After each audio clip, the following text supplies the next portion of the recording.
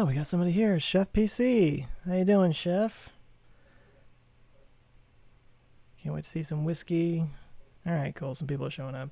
Guys, I'm having some serious technical issues today. I don't know what the deal is. I don't know if it's me or if it's YouTube or what, but I'm gonna try to do this. I'm sharing a thing on the community tab for the members real quick, so hang on.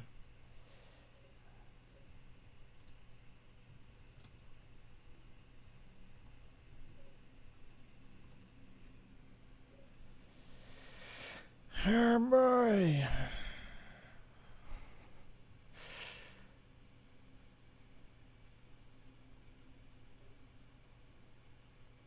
The little thumbnail that it picked, I'm literally like, that's the face. Okay. Hi guys. So I see Mitchell, I see Donna, I see Scott. They're all saying hello. Hello. Mitchell's saying, as a software engineer, I recommend the Balmer curve. So here's the deal about the Balmer curve. I don't know what it is. I don't know what that is. I'm so clever with my jokes. Cool. So yeah, I don't know how things are going here. Please bear with me, and I apologize, everyone. I've only been doing YouTube for 5 years. You would think that I would have some idea of how to do a live stream, but clearly it's still an issue for me. I'm being asked what kind of whiskey I got here. This is Jefferson's, is what it's called. And somebody gave it to me for my birthday, I think, a while back. It's almost out. This is a very half-assed old-fashioned. It's an attempt at an old-fashioned. I didn't have any oranges. I did have citrus bitters, though. That gets you partway there. Sean Nicholson, hello to you. Leah Grant, good to see you. Guys, I need to figure out so much when it comes to how I'm going to do these live streams. I feel like I screw it up every time, and I feel bad because this is a perk that you guys have earned, and I also enjoy doing it. I get to like hear from you guys, and we get to talk. Actually, I'm the one doing all the talking, but it's important to me that I do this, and it's important to me that you guys get something out of it. And it bugs me that it just seems to get screwed up every time. I don't know. Once upon a time, I actually scheduled like a Google Calendar event and would invite people to it, but that never seemed to work. In the case of this one, I want to say, I think I actually scheduled this one. Maybe this is why it didn't work very well in the beginning, because this is my second attempt to get this to work. The first time it just didn't straight up, it didn't work. So I think I scheduled it a while back to be like last week or something like that. And anyway, I couldn't get it to reschedule.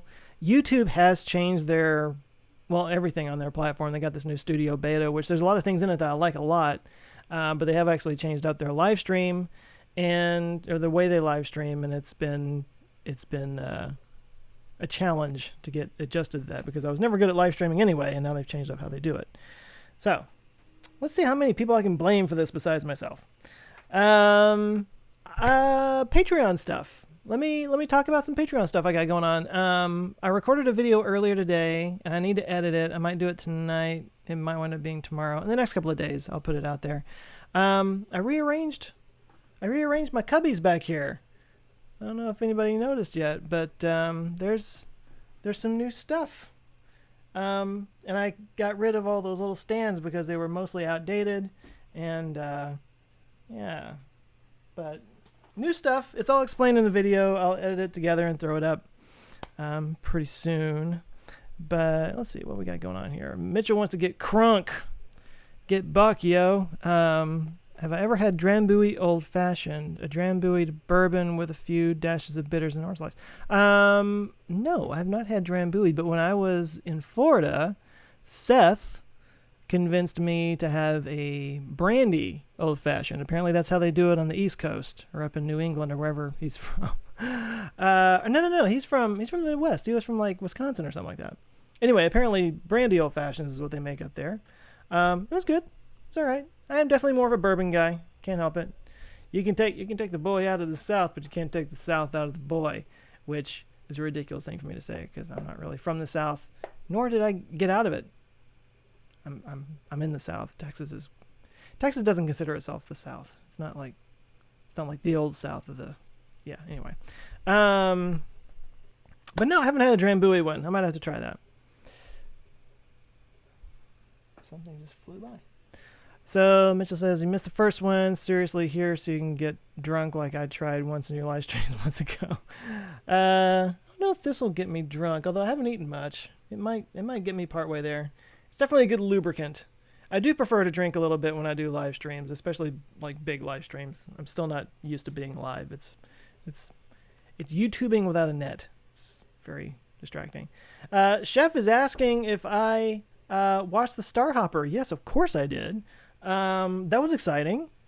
I wasn't as excited as Tim was. I don't think he has a voice anymore.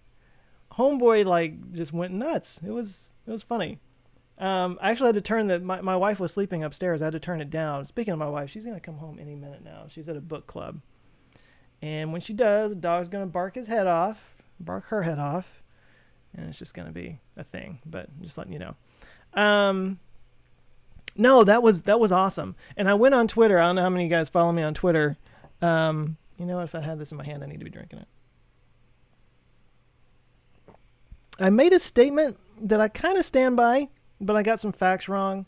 I was watching this thing, and the thing is, the Star Hopper, and Tim and I have talked about this, I think, on the podcast. It doesn't look very big. I mean, it looks like half a rocket. I mean, because it kind of is just half a rocket. But when you see like a fire truck next to it, or like speeding away from it or something, you see just how big this thing is. It's like 90 feet tall. I looked it up. It's like 5 stories tall. It's a 5-story tall, half a rocket.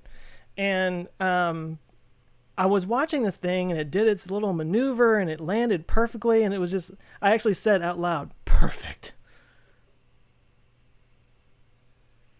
Perfect. Just like that. That's how it came out. But I'm watching this and I'm like, that was with one engine. They did that with one engine. And I got curious exactly how heavy is a Star Hopper because I wasn't sure. So I did a little Google, and what I found was around 3 million pounds, 1.5 million kilograms fueled. And I posted that on Twitter. What I posted was, just for perspective, and this is still a mind-blowing thought, okay? But just for perspective, the Star Hopper flew, I said, with 3 million pounds. It weighs 3 million pounds, and this one engine was able to make it go up 150 meters and land softly, perfectly where they wanted it to. With one engine, the Super Heavy, the first stage of the Starship, is going to have 35. It's going to have 35 of those engines. And I was just like blown away at the thought of that. So I tweeted that, and then I got corrected that apparently wherever I saw the 3 million thing, that's actually the Starship weight and not the Star Hopper weight. Google did not do me a deserve. It was very deceiving. But anyway, my point remains. That was pretty impressive to see with only one engine. The Star Hopper is bigger than we think it is. It's actually a giant thing. It's a water tower. It literally is a water tower. And this one engine was able to lift it up. Looked pretty effortless to me. And the Super Heavy is going to have 35 of those things. The Starship's going to have 7 of them. Or, well, the last iteration of it, the last thing that we saw is going to have 7 of them. That's crazy. That's crazy exciting. And I remember the first time I saw the Raptor tests, that blue flame, man, it's that methane blue flame with those diamonds. You know, it kind of creates those symmetrical diamonds going out. And I was just like, man, to see 35 of those things going off at the same time, that's going to be nuts. I can't wait to see that. I can't wait to see that. That's going to be so cool. So let's see. Their places DCF4s. Okay. How far did it go at 300 meters? I know I don't think it went up to 300 meters because the FAA only cleared him to go up to 150. So I don't. I mean, unless they just broke the law, I don't think it actually went up that high. But I don't have confirmation of that. I'm just going off of what it was supposed to do. Chef saying he had to watch the SpaceX feed, couldn't handle the commentary. I was doing multiple screens. I was watching it on my TV, and I had Tim on my phone watching it. I don't know. I like seeing Tim flip out. It's kind of fun. He's like uber nerd when it comes to this stuff, and I like the excitement. It was cool. But yeah, no, it's super impressive. And somebody asked me on Twitter if I'm gonna go see one of the orbital prototypes go up. I don't know, maybe. I mean, it'd be cool. I don't know how they're gonna do it. I don't know if they're going to if it's gonna be like a public kind of thing, or if it's gonna be fairly behind closed doors. I mean, technically, what Tim was doing, I don't think there's anything wrong with it, and I don't think SpaceX has a problem with it, but, he actually made a point himself, I think in yesterday's live stream, that didn't wind up going. Poor guy, the thing shut off like just before it was supposed to go off. But then I guess lucky for him, it didn't actually go off. But no, he was saying that like they don't have like some kind of clearance to be out there. There just happens to be a public space where they could do that. Yeah, I don't know if they're gonna make it public or not, or if it's gonna be like a place where you can go do that. But anyway, so Chef saying it reminds him of the grasshopper tests. Yeah, I mean the grasshopper tests, and what was it called, the FS9 or the F9R? Is that what it was called? That was like the advanced version of the grasshopper. It was like that, except huge, except a big old fat thing going up and down. I also noticed that after it landed, it looked like it burnt off the flange. I'm going to use the word flange. I'm sure that's not the right word, but I'm going to use it. That was across the on the legs, the little wrapping on the legs, the metal. There was a shot from Tim's camera where you could see at the end it kind of flew off. But that's okay. It was designed to test the engine. It wasn't designed to test the structure. None of that is going to be what's on the Starship, so that's all good. Jace Curtis is driving to Waco now to help work on the Raptor in the morning with the thrust measurement system. Woohoo! Check out Jace doing some cool stuff. That's awesome, dude. Driving to Waco. So I'm curious, are you saying you're by the way, are you driving and watching this at the same time? That's weird. Are you saying that you're going to be looking at the Raptor that just flew, or are you going to be looking at a new one that they're testing? I'm just curious. John is asking did I see it live? No, I saw it from my couch. Hell no, I'm not going to be out there in that heat. Tim's crazy. He does it so I don't have to. Yeah, it actually kind of cooled off here lately. Got a little bit of rain. Get as many of these launches as you can now, says John. These will be things that we tell the young whippersnappers in about 40 years. I did kind of get a little bit of a feeling that, kind of watching history happen. It's kind of cool. When we actually see the real thing, it's going to be pretty mind-blowing. We're going to be able to look back and say, I saw when they were first testing that engine. Check me out. I'm old. Yeah.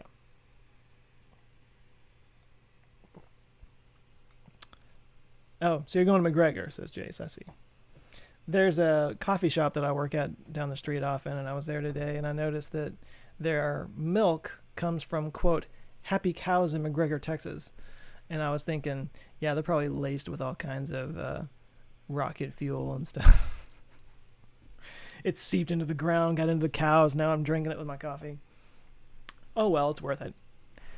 So you're working on the test stand for the Raptor, not the engine. That's cool, dude. That's really cool. The wife has come home. Hang on a second. What are you doing, Poppers? Are you on the call? Yeah. How'd it go? Good. It was a good conversation. Cool. Yeah. Okay. microphone will go down here in a second. I figured.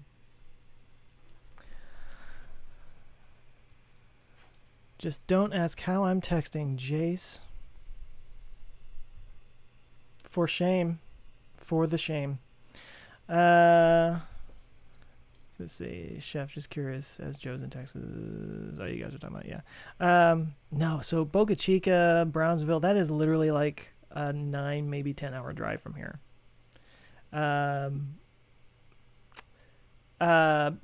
Tim may be swinging back through sometime in the next few days. We talked about maybe grabbing a bite to eat or something. He was going to on the way down, but we couldn't work it out time-wise. It's funny because he was like, I want to go see the JFK, the 6th floor museum. I'm like, yeah, that's what everybody wants to see when they come to Dallas. It's that place where that dude got shot. I used to literally work like 2 blocks away from, yes, Dakota. That is Zoe. Zoe, you want to say hi to everybody? Come here. Come here. Oh, you big fat chunker. Say hello. You're not speaking. Why aren't you speaking? You want to lick mine? Okay. Okay. There you go.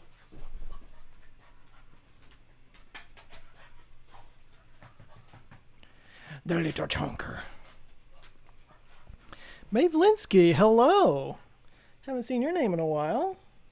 Hope you're doing well. Oh, now the chunker's up on screen. Guys, I don't know why the footage is so jumpy, and I'm sorry about that. Actually, you know what? I'm going to test something really quick. Hang tight. Let me try something. Talk amongst yourselves.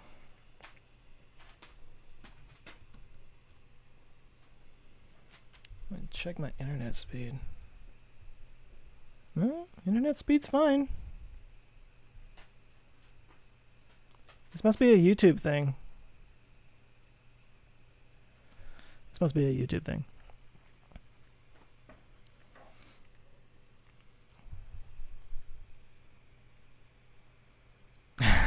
Oh, so Jace is in audio only mode. Well, that's good. If you're driving, it's probably better.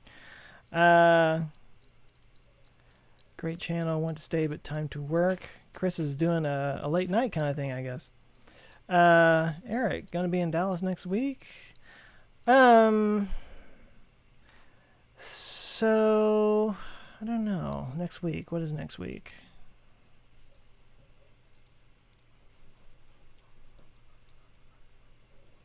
Gotta bring up my calendar. God, it's already the end of August, isn't it?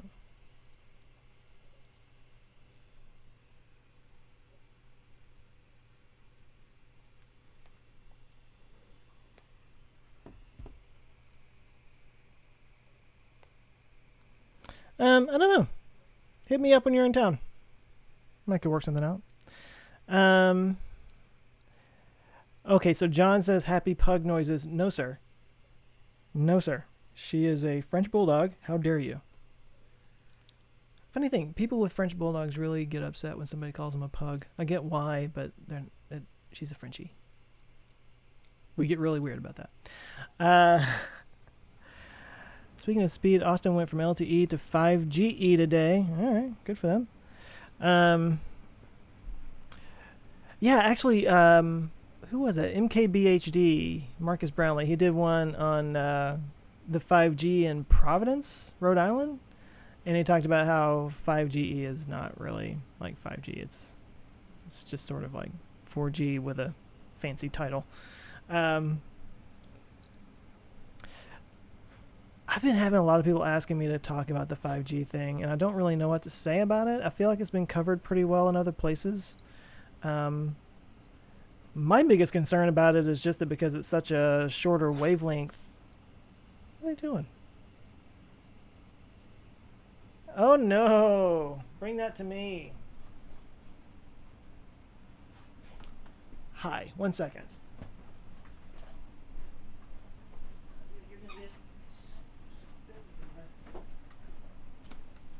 Jake has a toy that he has managed to, pull all the stuffing out of, or he's in the process of it. So he just grabbed that toy and he was about to about to put a layer of fluff across my carpet. So I had to take it from him.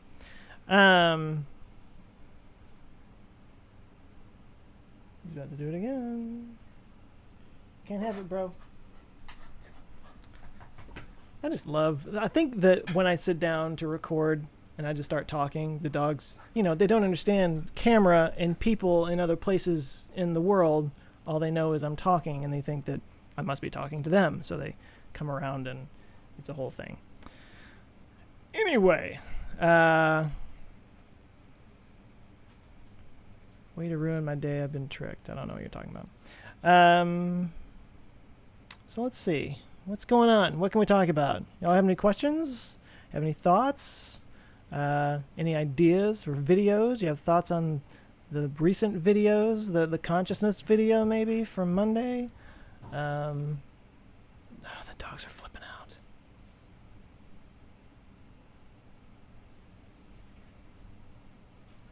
Das dogs are flipping out.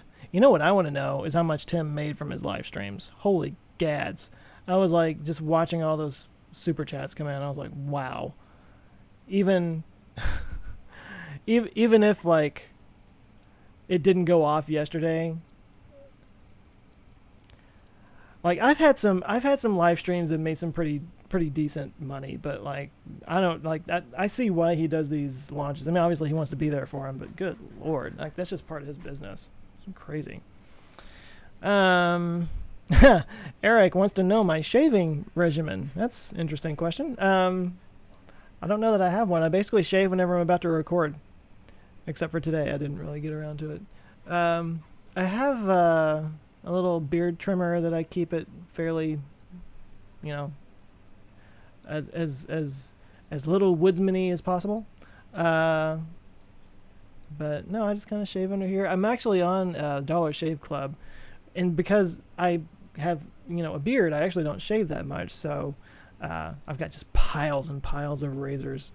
I probably got enough for a whole year if I wanted to.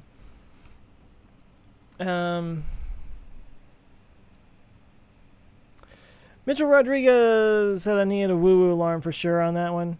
Yeah, well, yeah, sort of. I mean, so here's the deal with the one on Monday, the consciousness one. That one was written by Ryan, one of my writers, and he actually interviewed the guy that wrote the paper. And I might interview him myself for an interview conversations kind of video. I've been wanting to do more of those. I've been wanting to do some of those, actually interviewing people. Partly because there's a big project that I want to do, and it would involve interviewing people, so it's something I probably need to get a little bit of practice on. But also, on topics like that, when I talk about subjects that are kind of over my head, or I can only really do a video for 10 to 20 minutes. I don't want to go too far into it. I like the idea, I've talked about this for a while, I like the idea of doing a video on a topic and then talking to an expert who then tells me how wrong I was. I just think that's funny, because I don't take myself too seriously. But it's that kind of deal. I might do one of those with this guy. So anyway, point is, he actually interviewed this guy, and there was a lot that didn't get included. And I think it has some validity. I mean, it gets very, but the idea that these neurons are sort of syncing up in some way, whether it goes all the way down to like quantum field vibrations or not, I think there's something to that. It's not any crazier than some of the other theories out there. So.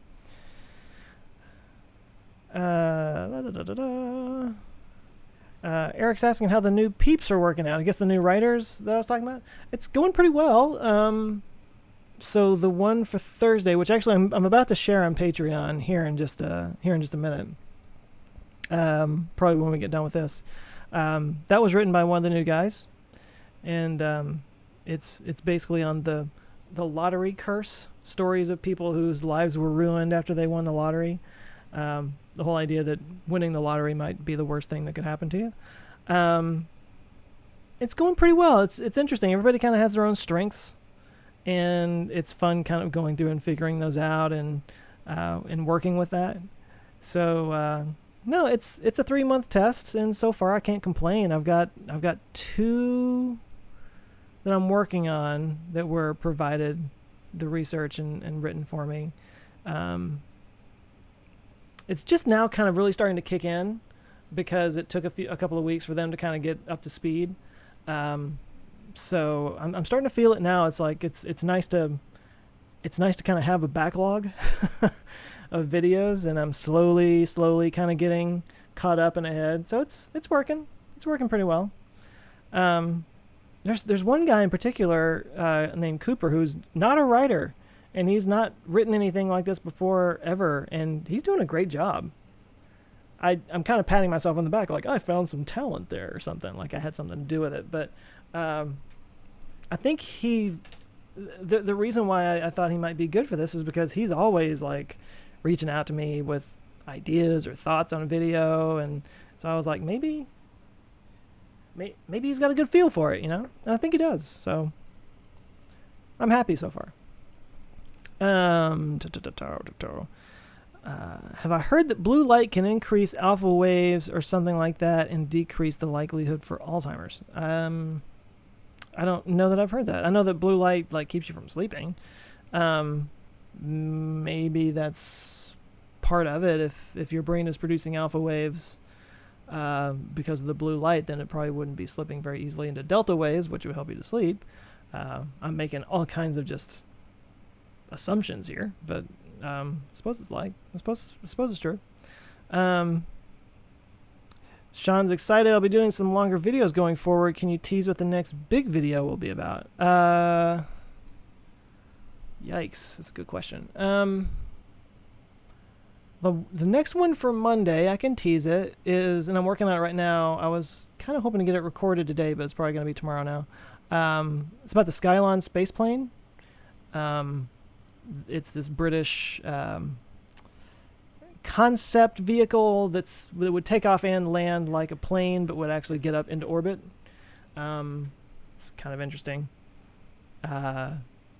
What's interesting about it is it actually like makes fuel out of the air as it climbs, so it doesn't have to leave the ground with all of its fuel. It actually makes it as it goes up into the air, and then when it reaches the right altitude, the jet engine transforms into a rocket engine, and it takes off. It's a neat idea. It might be still a little far-fetched, and we don't know if it's going to actually work, but that would be Monday's video. I've got one on the docket that's basically going to go and look at like what is exactly producing all the carbon emissions, CO2 and methane and everything, like what's really the biggest producer of CO2, because there's a lot of myths around that. And I mean, obviously we're burning fossil fuels and whatnot, but there's also like with the whole thing with the rainforest right now, one of the things that I was reading was that one of the secondary problems with the clearing of the rainforest, on top of the fact that things are being burned, is that when trees get cut down, termites take over, and termites actually produce quite a bit of methane with their burps and their farts and stuff. Like, the little insects, billions of them, can produce a lot of greenhouse gases as they decompose wood. And that's not something I've heard much about, and there's other things like that. So I'm going to kind of look into that. That might wind up being a little bit of a longer one. Eric's asking if my wife likes the scruff. I think she does. The last time I shaved, I don't think she liked it. It's that whole thing where like you shave and suddenly you look like a 12-year-old. That's probably my problem. Let's see. I'm welcome to come out to the McGregor test site sometime. It's kind of boring until something explodes. Dude, I'd love to do that. I don't know if that, I mean, I guess you work for SpaceX, so would that be... I feel like Tim was trying to get out there and they never would let him. That'd be a great coup. That'd be fun. Hey, Tim, I'm in McGregor, that place you couldn't get to. I'll take you up on that. Sure. So, my brother was on DSC for about a year and ended up with so many he never used. Oh, Dollar Shave Club. Yeah, okay. I'm kind of backed up a little bit here. Let me get caught up. I've been talking.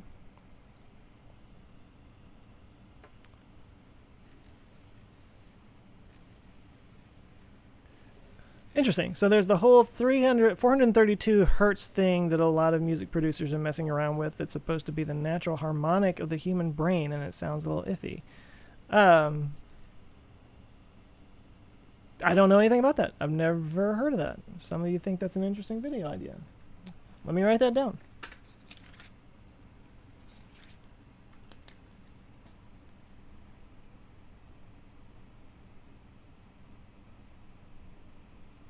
One thing I have been interested in, and I might want to work with a couple of the guys that are on my that are with Standard, the group that reps me with sponsors and stuff. There's a channel called Polyphonic. If you're into music and like pop music and breaking it down and all that kind of stuff, he has a fantastic channel. His name's Noah. But I've been wanting to do a video about I guess it's the chromatic scale. Is that the right word? Pentatonic scale. That's what it is. There's a video of Bobby McFerrin doing some presentation somewhere. He was up on stage and there's a big audience, and he does this thing where he like stands in a spot and he goes ba, and then he jumps to the side and he goes ba ba ba ba ba, and he gets the audience to kind of do that with him, and then he jumps another time and they all go ba, and like everybody knew what note to play without him giving them a signal. And he was basically making the point that we just have this natural understanding of the pentatonic scale. And by doing that, he actually like created a song on stage, like bouncing around and having the audience like sing these different notes, and he's saying on top of it. And that was fascinating to me. It's kind of like we all just kind of have this natural understanding of this musical theory. And why is that? How does that work out? That's interesting to me. Is it something that we just learned because we've heard so much music over our lives, or is it something that is kind of ingrained? You know, it's an interesting idea. But I wrote down that 432 thing. I never heard anything about that. Y'all are still talking about that. It's a lot of woo, but there could be some actual research on it where they got maybe one bit of info and extrapolated it. Okay. Yeah, no, clearly you guys are interested in it. Can you give a shout out to Butter the Bearded Dragon? Hey, Butter. Does he know his name? Hello, Butter the Bearded Dragon. How are you?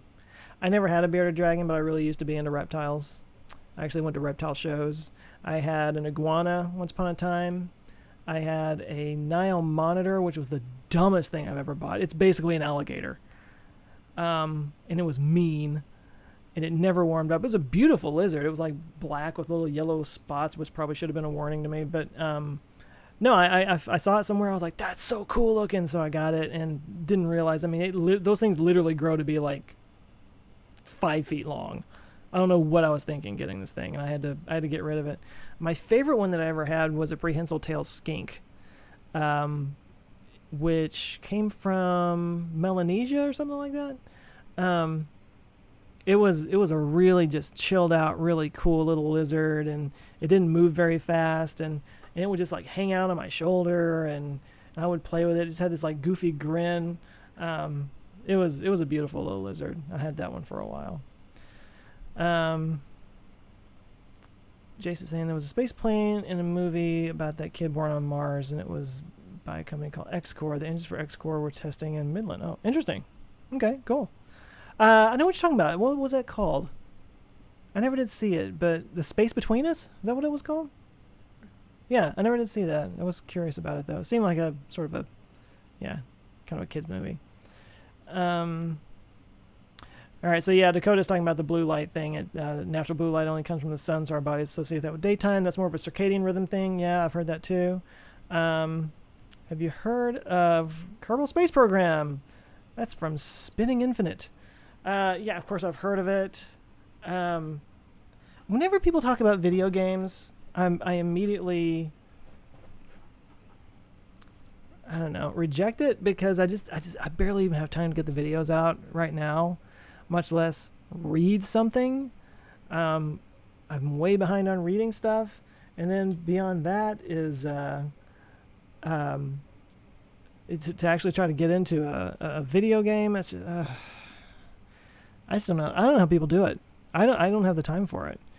But yeah, of course I know about Kerbal, and I think I'm putting off ever really getting into that because I think if I did, I would get really sucked into it, and I would just get nothing done. That's my worry. But there's also, I've talked about this before. I worry that video games have become such a part of the culture that I'm kind of missing out on, sort of a shared experience that everybody else seems to be having. I'm starting to feel kind of left out, but yeah. Yeah, no, of course I've heard of Kerbal, and I know they've got a new one coming out. That video is pretty cool, but never actually played it. I do have, what is that, moon landing thing on the Tesla Atari? I'm terrible at it. Send Tim a selfie from the inside of McGregor. Yeah, hell yeah, I'm going to do that. Greetings, my first time on your live stream, says Ben Lev 3. Well, thank you, man. Thanks for joining. Okay, so Chef Knows Polyphonic. Yeah, oh, that's a great channel. That guy's awesome. I got to hang out with him a little bit at VidCon this year. He was really cool.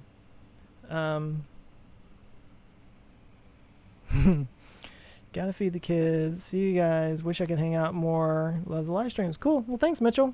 If you're even still there. Did I get to see the conversation me and some of the others had about the laws and ownership and space on Discord? Guys, I am way behind in Discord. I kind of pop in every once in a while and leave some snarky comment, and I apologize for that. I've just been really trying to get my thing up. But no, I think I kind of browsed past it. That's the problem, is when I'm not on there for a while, I try to get caught up, and it's just, there's so much, and especially when somebody gets a good conversation going, it's just like I just have to scroll past it, and I don't get to really take it all in. But so no, I didn't really get to see that, but I'll go back and look later. I apologize. Benjamin's birthday. Happy birthday, Benjamin. T-Gents. Am I saying that right? T-Gents? Tell you what, give me 1 second, guys, okay?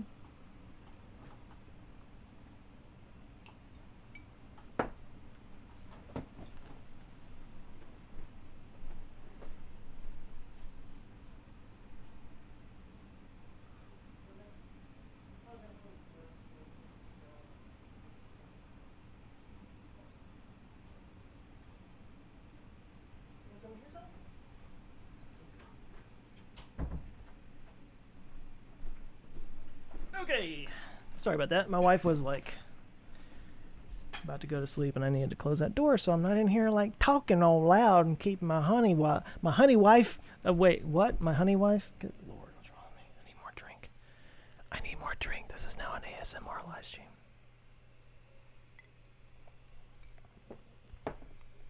Happy birthday, Benjamin. Hope it's a good one. Actually, today's my dad's birthday. I'm kind of excited about this, actually.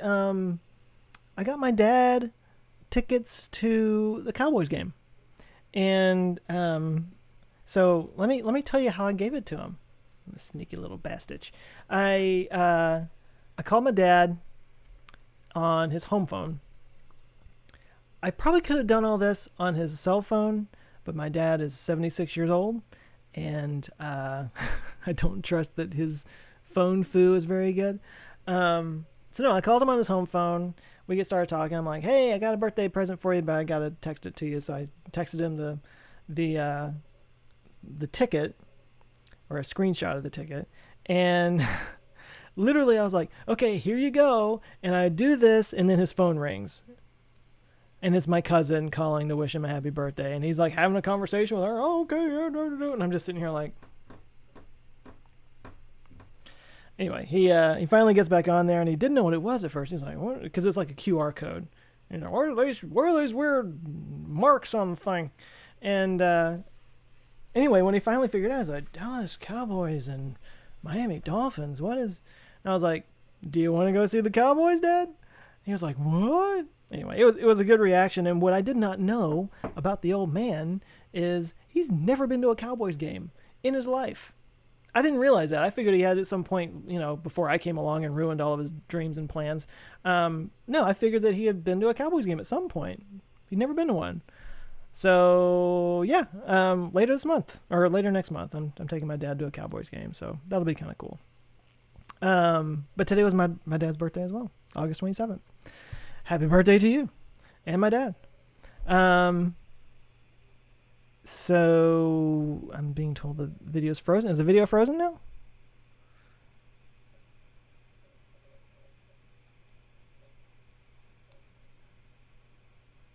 Sorry, I'm going backwards here. I got Surviving Mars for my birthday today and a great simulator of a theory. Cool. My time killer is shows like this, Writing's supposed to be happening now. Guilt is required, says Joel. What kind of writing are you doing, Joel? I know what that feels like. I probably should be writing right now, too, but it's okay. All right, so Chef is asking, what do I think of ASMR? I know people have a reaction to it, but I never got it, and it's weird. I think I understand. I don't really feel that myself or anything. I think the whole thing's kind of silly. What I think is silly is that Michelob Ultra commercial where the girl is doing ASMR and being like, while she's talking, and she's in the middle of Switzerland, Julie Andrews and a bunch of children are gonna come by singing, and the whole thing is ridiculous. But I mean, look, my sensory stimuli are going to be different from other people. So if other people watch ASMR and get their jollies out of it, it's fine with me. It's the worst things you can do in life. Benjamin says, never been to a Cowboys game, but saw Nolan Ryan at Ranger Stadium when he lived in Arlington. That would have been cool. He's a legend.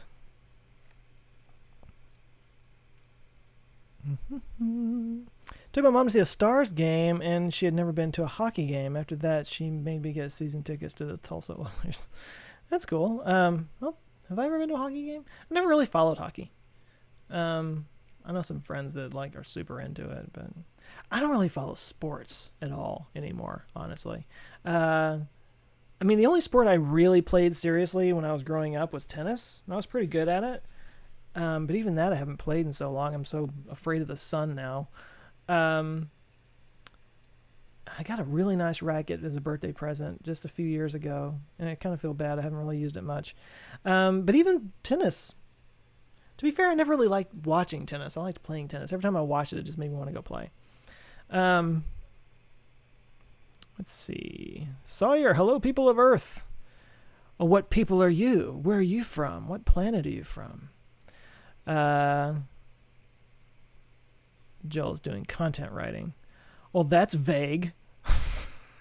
Don't be too specific there, Joel. I'm writing words. Oh, good. Okay, good for you.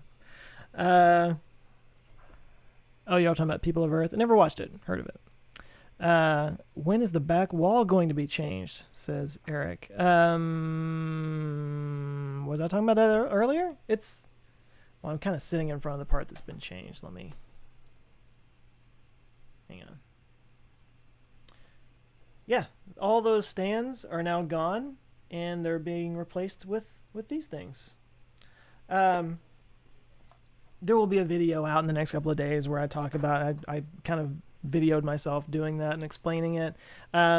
Basically, I used to have all those stands up right there for the people who were $20 and up in Patreon. But that was too much to keep track of. There were too many people that would leave and new people coming in, and half the people that were back there weren't actually even supporters anymore. And not to mention that there were just so many of them. I mean, it's a good problem to have, but there were so many of them that they all kind of blended together. It was just a big sea of weird stuff back there. It didn't really make any sense. So these are what I'm calling super answer files. This is all in the video, but I'll go ahead and talk about it, whatever. These are all people who have contributed more than $500 cumulatively throughout the time that they've been supporting. And I give them shout outs in that video. And anyway, so that's what those are. And I don't know, it kind of looks a little empty, but I'm just not used to it. So this little face, this guy right here, I don't see him on the call anywhere. Maybe he'll watch this after the fact, but he's a guy named Ilya Rasta. He's been supporting since like I first started in 2016. He's been around forever. And he had this little guy right here. And I don't know if this is a drawing of his or if this is a cartoon character for something. Maybe you guys know, but he was actually supposed to be up there a long time ago because he's been supporting for so long. But I didn't really know what to replace this with, and I wanted to get like a 3D printed version of it. And finally a guy, I'll give him a shout out. His name was Michael. His company's called 3D Print Everything out of Fort Worth. He just kind of got in touch with me at random and was like, hey, I like your channel and I want to help out and blah, blah, blah. And I was like, I could use your help. I need something 3D printed. So, he took that and he had some guy do a 3D design of it, and it's right there. And the really cool thing is, for Ilya anyway, he actually made 2 of them. There's a second one right here. And get that up there where you can see it. It's got glasses and everything. It's really cool. Anyway, I was really excited about that. So I'll mail this to Ilya, assuming he wants it. And yeah, that was exciting. So let's see, what do we got going on here? Mitchell says 1 more month and you'll be a super answer file by then. I thought you had kids to feed, Mitchell. Are your kids starving? Are you starving your kids? I'm kidding. No, that's the thing is I've been doing the Patreon thing for so long at this point that there's several people that have contributed that much. And I mean, I hope this comes off as sincere whenever I say this, because I know I say it all the time, but it just blows me away that people, and you guys are included in this, that you guys support me in the way that you do. It's, anyway, it's very humbling, and I just don't even know how to deal with it. So I definitely want to make sure that these guys know that they are appreciated and that, all that stuff. There's also something I'll talk about in the video, and I'll just go ahead and say it here. Why not? Because I'm already doing it. I also want to do some kind of loyalty reward. Maybe it's a t-shirt or something for people who have been donating for, let's just say, 2 years, even if it's only at the $1 level, because, not everybody can afford to donate at the level that these guys are donating. And I don't think that should be held against anybody. But the loyalty, the longevity of supporting this channel means a lot to me, and I want to be able to support that as well. So, all that's in the video. You'll see all that later. But anyway, let's see what we got going on here. So, Dallas meetup for real, says Alan. You know what? I need to do one. Seriously, I need to do a Dallas meetup. It's been a while. The last time I did it, the most I've ever had show up for a meetup just for me, like when we got together in Florida, the 3 of us, we had a pretty good turnout for that. But just for me, I've only had like 2 or 3 people show up. Clearly, I'm not very good at promoting. Yeah, I need to throw another one around here, because I think I've had a lot of people saying that they live nearby, that they're passing through, and that they want to get together. I just got one a minute ago, and I need to be able to like plan around that and work for that. I need to be better about being in front of people.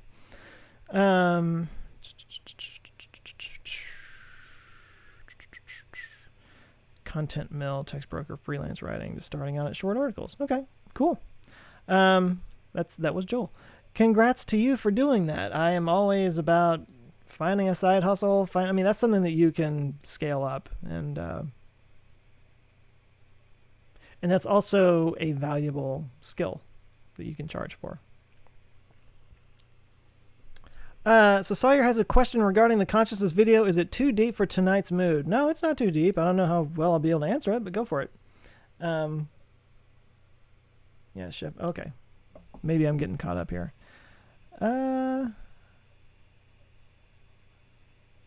Why we always try to connect consciousness with the material and not the arrangement, the algorithm that they represent, independent of the hardware.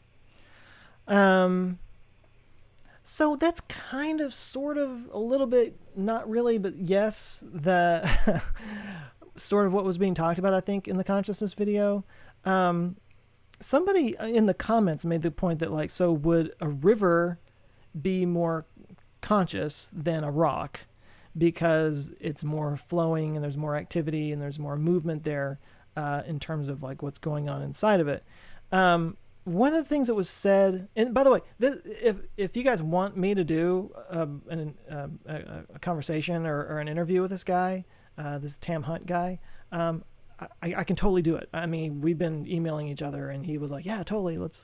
I mean, he's on board for it, and that's a question I could ask him. But the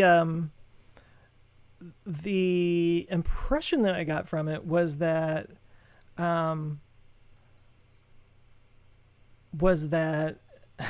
it's basically the arrangement in our brains, and this might be, you could call it an algorithm if you want. If all these neurons could be considered bits, right, in a computer, or qubits or whatever, then you could say like the way they're arranged and the way that the structure of the brain is created, that's sort of like an algorithm that this data flows through, and it provides the sort of biochemical framework for this process to occur. That was sort of my take on it. Excuse me, my take on it, and I think it's all kind of the same in there. Something I didn't really talk about in that video because it wasn't really relevant to that particular subject, is a thought that I've had a lot lately, and it's not a very encouraging one. It's not, of course, it's super dark for me, but is the whole idea that consciousness, what if consciousness isn't really a thing? What if it's all just an illusion, in the sense that, our brains kind of construct, I've talked about this before, but our eyes pick up light, and then our brains turn that light signal into a sight. Same thing with sound, same thing with sensory. And the way it all kind of mishmashes together in these different cortexes of the brain, these sort of semi-conscious cortexes of the brain, maybe consciousness as we experience it is just kind of a big illusion. And it's not really a thing. Tell me what you think of that. It's not fully cooked, but it's just a thought that I've been having lately. So Alan asks, how do guys like the 3D printer dude hit you up? I tried on YouTube direct messages a while back. What's the best non-creepy way to direct a message to you? Oh, good Lord. So are you on Patreon? Patreon's pretty good. I'm bad at, look, let me just be clear. I suck. And I'm sucking harder the further I go along this YouTube journey at being able to communicate and respond to messages and emails. I would love to sit here and say that I'll work harder at it and I'll be better.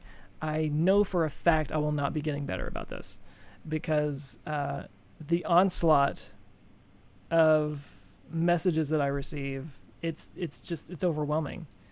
And that sucks for you guys, and I hate it. And of course I want to be better about it. I try to like take a day out of the week to not necessarily work on videos, but work on community and work on responding to messages and that kind of thing.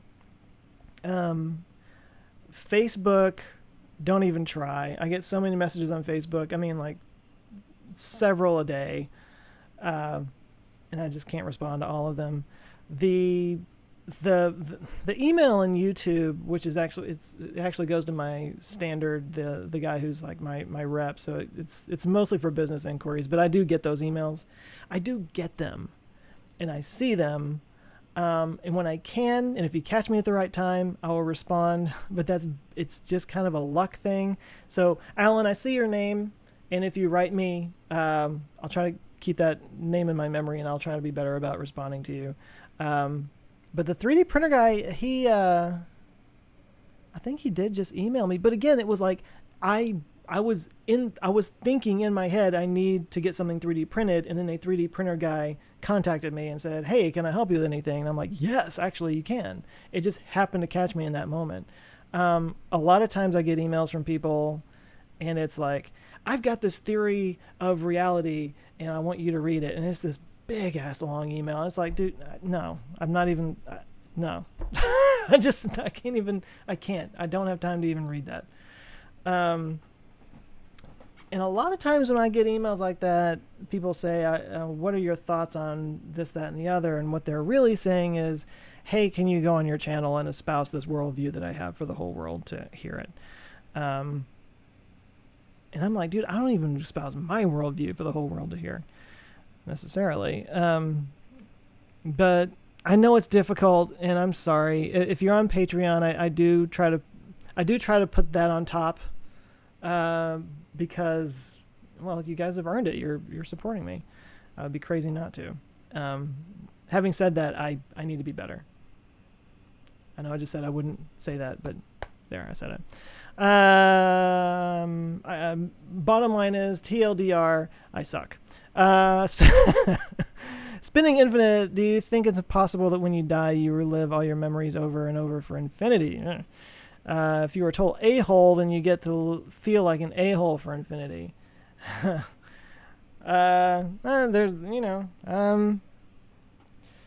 I mean, they say that your life flashes before you pass away. I've heard that that's because the memory centers of the brain are kind of like the last part to shut down. I mean, it all just kind of depends on your on your view on that kind of thing. So in a way, if infinity, if your death is the end of it all, and that, your last moments would be all there is, that's sort of like infinity. So you get to kind of live that out for that last little bit there. Oh, this got dark. Okay, I have skipped way down. Let me see. We support you financially. Our kids may starve, but not for knowledge. Well said, Jace. I appreciate that. Alan, you have to stand outside his house at 3 a.m. with a child wearing a clown outfit, tapping on the windows. You'll get noticed. I'm terrified that somebody's going to find out where I live and do something like that. I'm not even joking. And so is my wife, by the way. She's always like, she's always like, they don't have our address, do they? It's like, no, I don't think so. I've tried to erase that from the internet. We're all introverts that just think we want to meet up. I'll come out from Austin, says Chase. Funny thing is, I'm an introvert myself in a way. God, so on Friday, there was a Video Marketing World. It's called the Video Marketing World Conference, and it was here in Dallas, and it's a conference for video marketing professionals. And the guy who puts it on, his name's Jeremy. I used to work for him. I left the Dallas Morning News to work for Jeremy. That was like my transition thing between cubicle farm hell and YouTube freedom. Is this freedom? Sure. No, actually, it's great. But no, so this was Jeremy's gig. He was putting on this this conference, and it was Friday and Saturday. I couldn't be there on Saturday, but I came out on Friday. Where I'm going with this was there was all this networking, obviously, because that's the kind of thing that you do. And I was sitting at this table with some people, and I didn't know who any of them were. And I was sitting right next to this one guy. And I never said anything. It's kind of like, I mean, I don't know what kind of person you are on a plane, but I'm the kind that like just sits there and doesn't say anything. And then when we land, suddenly I want to have a conversation because I'm stupid. But no, I was sitting right next to this guy, and I'm kind of on my phone, and I actually had my computer out, and I was doing a little bit of work. Anyway, later at this sort of networking party thing, I was kind of floating around and talking to different people, and I wound up kind of next to that guy. And he said something about like, yeah, I tried to talk to you earlier, but you didn't say anything. And I was like, what? And he was like, yeah, I asked you a question and you just didn't respond. I was like, oh my God. It's like, dude, I promise I didn't hear you. I said, you know what? Deep inside, I was begging for somebody to speak to me because I'm not good at starting it. If somebody approaches me and somebody starts talking to me, I can talk, almost like a normal person, but I'm terrible at like starting conversations. So I apologize profusely. I'm like, dude, I promise I didn't hear you. I had no idea. I've said this like, I don't necessarily think I'm an introvert. I think I'm an extrovert with social anxiety, which is a great combination. Which means basically I feel better when I go out and I'm around people, but the idea of doing it is just like, and being there is, but then afterwards I'm like, I got out of the house. Good for me. All right, yeah, I'm pretty good at talking. What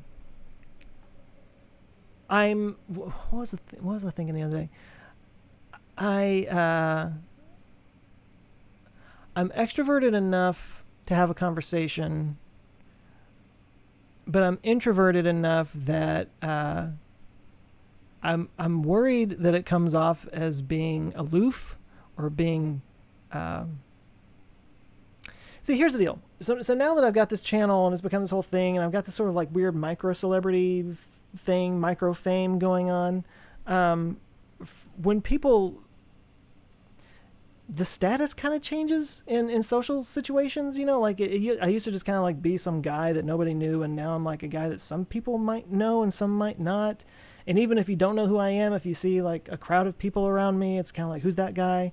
So it's this weird elevation of status in a weird social construct.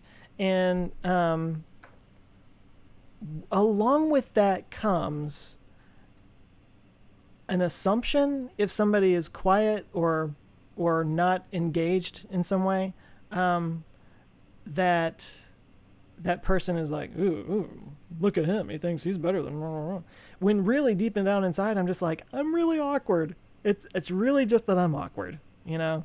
And it's just this weird new reality that I'm living in now, where I have to like be cognizant of that, and I have to be aware, and I have to think about that when I'm out around people, that like I can't just be weird and awkward, because it comes off really badly now. It didn't used to come off as badly. I just came off awkward. Now I come off like a douche.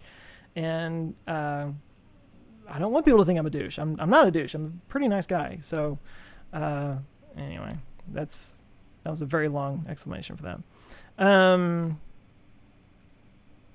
Let me get back into the thing. Carbon and hydrogen atoms aren't living, but a certain arrangement of them is, says Dakota. Good idea. So, Leah Dune wants to do the interview. Okay. Our experience through time creates us. I'm stealing that.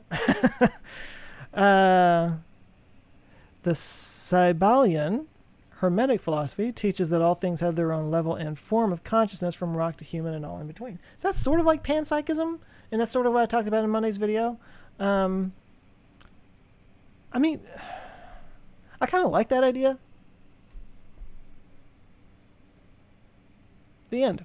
So as we learn and add new experiences, we change, and as an accumulation of our experiences. I like that. Then, you know, that makes me think of when I actually did follow Doctor Who for a while, which, by the way, there's a TARDIS back here now, if you can't see. Yeah. And when Matt Smith changed to Peter Capaldi, that whole scene, he had that deal about how, like, if you think about it, we're always changing throughout our lives, or we're always different people, and that's okay, so long as you always remember the person you used to be. Well, you just said, oh no, it made me think of that. I always like that too.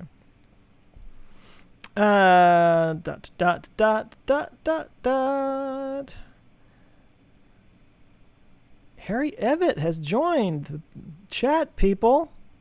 The man, the myth, the legend. Let's see. So, sorry, I'm kind of getting caught up here. Okay, so cool. Alan, that's cool. I don't expect you to respond to everything. Just trying to offer us some specific help here in Dallas. No big deal. Okay, well, hit me up again, especially on Patreon. I'll respond. And I appreciate that. I appreciate you reaching out. Nick thinks I'm good at responding on Patreon. Nick is a fool. A fool! Kidding. So, is there DM capability on Patreon? Didn't think I've ever found it. Yeah, there's, actually, I don't know what it looks like on your side, honestly. But there's a message function there. I know I can message you guys. I don't know. It might just be underneath the, well, I don't know where it is. I always look at it from like the dashboard on my side. I don't know which way you guys, somebody set them straight, because I'm not sure. Sorry. I'm in my own little bubble as a creator. Let's see. So, all is normal. Worrying that someone will find your address to where's landmine. I think those are illegal. But that never stopped anyone.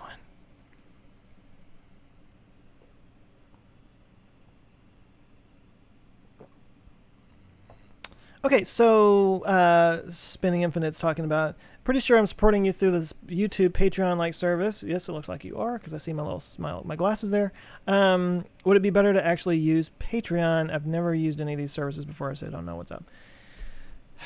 It's changing literally every day, and I'm just trying to maintain my understanding myself. When you get to around 100,000 subscribers, at least this is when it happened to me. Actually, more like 200,000 for me. YouTube will usually assign what they call a partner manager. And it's basically YouTube has decided at that point, oh, you're worth investing in because we can make a lot of money off of you. And so every once in a while, in fact, she called me today. Shit, I need to call her back. There's a lady named Danielle who I talk to every once in a while. We have little chats, and she kind of talks about what's new and all that kind of stuff. Well, the membership thing, which is what you are on, Spinning Infinite. It's a great name, by the way. That began as like a $5 a month thing, and that was the only tier that you had. And that's why the only thing I could really offer were these live streams.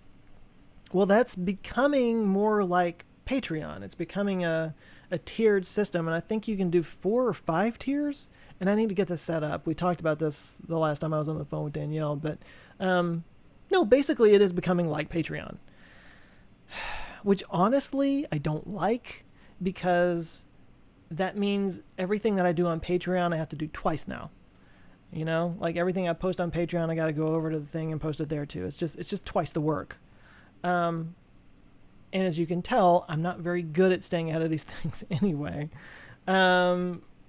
But long story short, so you're asking, would it be better to actually use Patreon?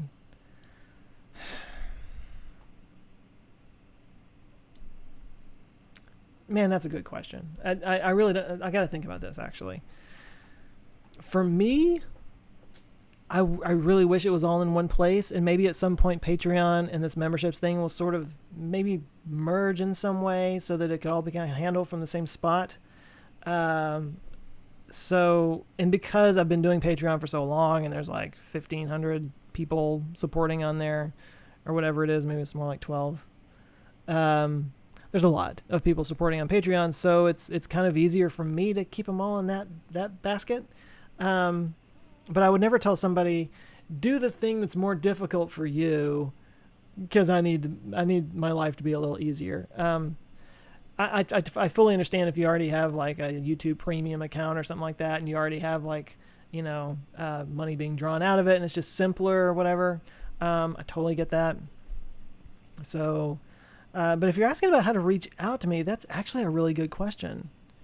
I don't know. I don't think that the memberships thing offers that.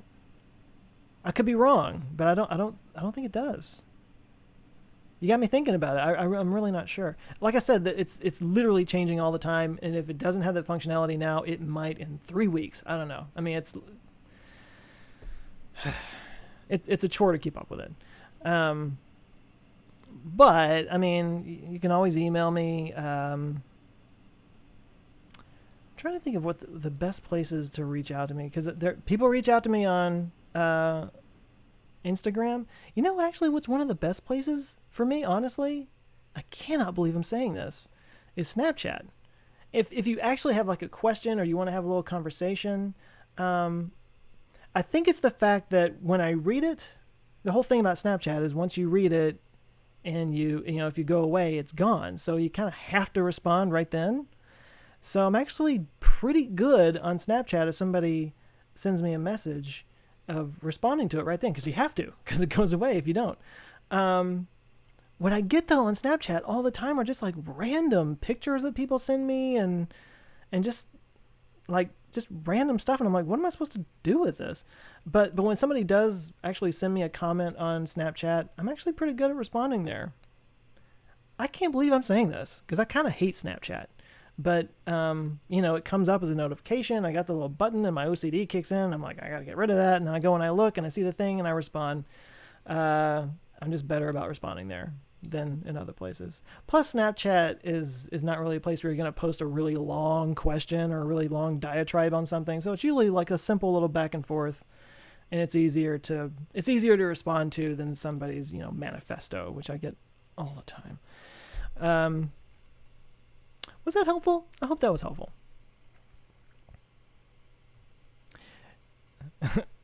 Yes, Dakota, I actually use my fucking Snapchat. You just heard me curse. Look what you did. No, I do actually use it. I don't post anything on there hardly ever, but I'm actually pretty good at responding on there. It's weird. Anyway,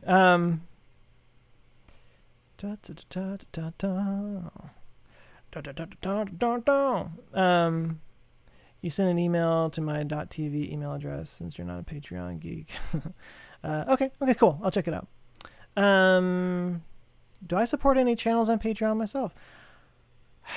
Not really. I supported Tim Schmoyer, who he runs this thing called Video Creators, and it was one of those things we were standing right next to each other, and he had his phone out and I had my phone out, and he supported me on Patreon, so I supported him back. I haven't really been supporting other people on there, which is probably not good, but I kind of feel like I don't know. I almost feel like that's me spending your money. If you're supporting me on Patreon and then I turn around and spend that money on somebody else's Patreon, it's just kind of like, well, what did you give me that money for? I don't know. It's weird. I feel guilty about it, honestly. Maybe that doesn't make any sense, but no, I threw $1 a month at Tim because he was supporting me and we were right there, and I think he actually canceled his. Doesn't matter. I saw him the other day at that thing. Yearly inspection bubble. Oh, says Nick. That blew me away. I actually had to go back and watch and if you don't know what he's talking about, the Our Ludicrous Future podcast, I posted on Twitter, I had to get my car inspected. I thought this was true for everybody in the world, that, or in the United States at least. In Texas, you have to register your car every month or every year, and before you register it, you have to get it inspected. And it's probably simple things like the emissions check, tires, brake lights, just making sure that it's road safe. And you know what? I'm not crazy to think that everybody does this, because there was in the movie Wayne's World. Shut up! I'm going there. In the movie Wayne's World, there's a scene where Wayne had to get his car inspected, and his buddy was working at the car shop, and they're having this whole thing. The guy's like, I need $14. And he's like, 14? What? Come on. And they're like, he's like, it's not, no, we need no more money. And then he finally gives him enough money, and the guy gives him his registration sticker. And I was like, yeah, I thought that was a universal thing. But apparently not every place does that. And so when I'm talking to Ben and Tim, and I was like talking about how I posted on Twitter that I took my car into the dealership, the service center, to get it inspected for the first time in a year, which I was kind of like, wow, I didn't have to get oil changed, didn't have to do all that stuff. It just was, they were both giving me that blank stare, like, inspected, what are you talking about? Like, is there something wrong with it? And I'm like, no, guys, it's state inspection. It's, blew me away that not everybody does that. And I had to go back and watch the podcast later just to see how goofy I looked, because I just was in shock. I'm like, are you freaking kidding me? You guys don't have to get your cars inspected? I thought everybody did. So when he talked about when Nick is saying the yearly inspection bubble, I'm living in a bubble thinking that everybody has to get a yearly inspection. I'm still kind of blown away by that. And I brought that up to my wife, who has also lived in Texas her whole life, and she was the same way. She was like, they don't have to get their cars inspected? Are you kidding? I'm like, I know, right? They just drive around with 3 wheels or something? I mean, come on. Anyway.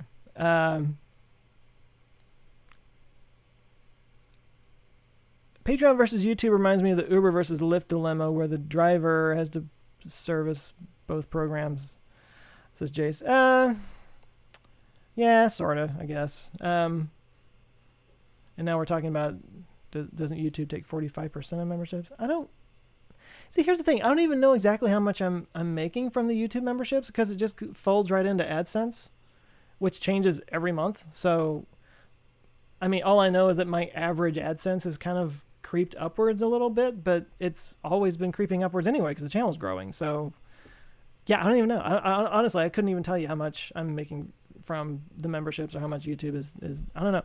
All I know is there were a lot of people that got really pissed off at Patreon a while back because of like Sargon of Akkad and this whole conservative thing. There was this whole ban. People got really upset, whatever.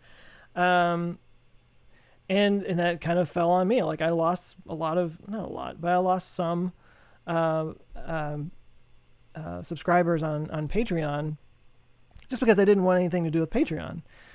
And I don't necessarily agree with their reason, but then I get it. That's fine. I'm not going to force anybody to, use a service they don't want to use. But so about that same time, YouTube, it was pretty serendipitous like timing, but that was when YouTube came out with the new memberships thing. So I kind of pointed people there. It's like, well, there's that option, if you want. I don't know. To me, it's like I'm just thankful that people are supporting, and I get what I get, and as long as I can pay my bills, which I'm easily able to do right now, thankfully, it's all good for me.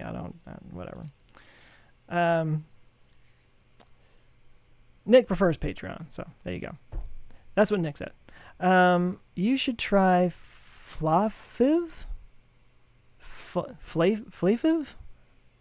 Says Michelle. I don't know what that is. I've never heard of that. But it saves me money, just like Geico. Spinning says, it doesn't matter to me. YouTube just asked me if I wanted to support your channel, and I was like, definitely. Thank you. Seems like no matter what you do, there'll still be YouTube supporters. Oh, I hope so. John told me to drink, so I will. Yeah, I should have made a bigger drink. Dakota, where'd it go? I remember seeing the Snap logo in one of your old vids and was like, oh, there's no way he actually is active on that thing. You are right. I'm not active on it. I did it first, when I was trying it out. You know what I miss? I was thinking about this yesterday. I miss Vine. Does anybody else miss Vine? I missed Vine. It was fun. I had some fun on there, and now it's gone. It was also something called Blab for a while. I couldn't remember the name. Blab was like a live streaming thing, but there were 4 people talking. So it was almost like a chat show. And you could be 1 or 2 people. It could be up to 4. You can do more than 4. And I remember like that was going to be the big thing for a while. And then it just like folded in on itself. It was weird. All right. So Michelle is saying yes. Same here in Chicago on the inspections thing. So in Wayne's World, that was in Aurora, Illinois, a suburb of Chicago. There you go. See? Not crazy. Used to have to inspect cars here in Oklahoma. It was quaint back in the early 90s. Funny. Kentucky does inspections when you register a vehicle from out of state. Okay. Pennsylvania has them. Michigan and Idaho are both outside the bubble. Does that mean that they do or they don't? I don't know. Texas State scam.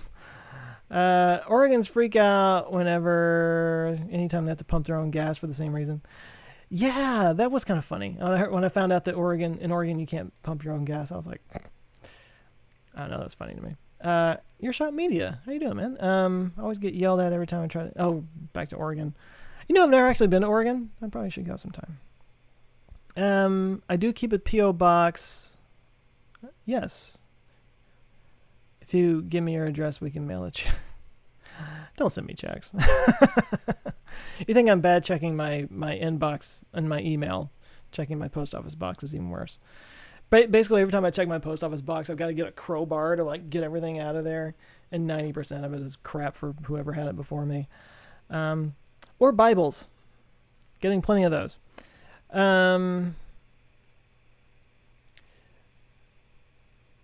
I should try cream of wheat. Where did cream of wheat come from? Says Harry. I don't know if I've ever talked about this, but cereal is like my real weakness. Like, it's not healthy. It's not good for you. It's sugar and it's carbs and it's just not good. And I don't eat it anymore like at all. There's never any cereal in the house. But like if I was just like I'm gonna party, I'd go to the store and get me some Lucky Charms. Like that would be me really going nuts. Tells you a lot about me. Have I ever watched any Joe Rogan podcasts? Of course I have. Amazing guests and topics. Feel like your videos are much more concise and manageable slices of a lot of the same subjects. The highest praise. Oh, thank you.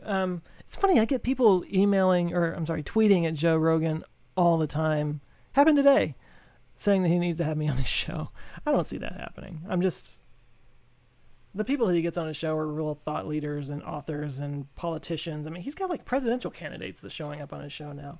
It's so funny that he became like the media conscience. He's like the Edward R. Murrow of today or something. I do like his show, and I like Joe Rogan. I like his. I 70% like his worldview, and the other 30% I'm like, dude, come on. He's way too conspiratorial for me. He gets a little bit out there sometimes, but I like him. I think he's a very fair. He's kind of fearless. Like he doesn't care. He'll say what he thinks, and he'll say it to anybody. I like that about him. I'm not that brave. I'm much more tactful. It's just how I was brought up. Check out Rick Beato's YouTube channel. It's about music. He switched from Patreon to Flavfiv? I can't even say that.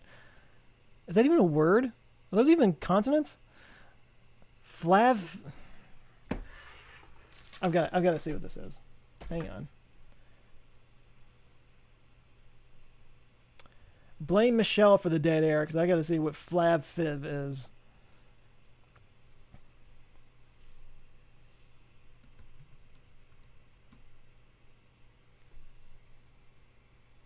Am I spelling this right?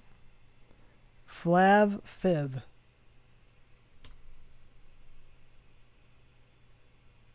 Flatfiv? No?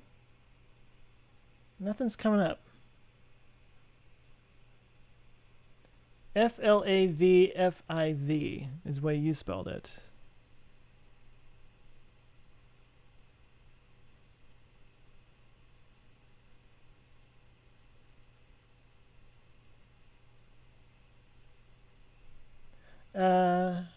Nothing's coming up. I don't know what that is.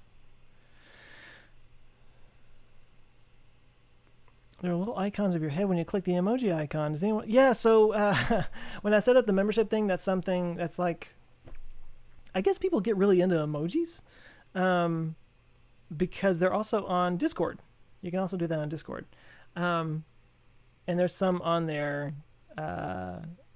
Anyway, when I set up my membership thing, I was able to like make some little emoji heads. So yeah, you can share those. You can make my head little and share it on the. I'm gonna stop there. All right. Joe Rogan is a millennial Howard Stern.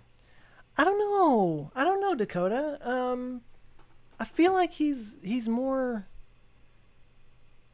I mean, Howard Stern was such a shock jock. It was all about just like getting people to gasp, and I don't think that's necessarily Joe's style. I think he just. I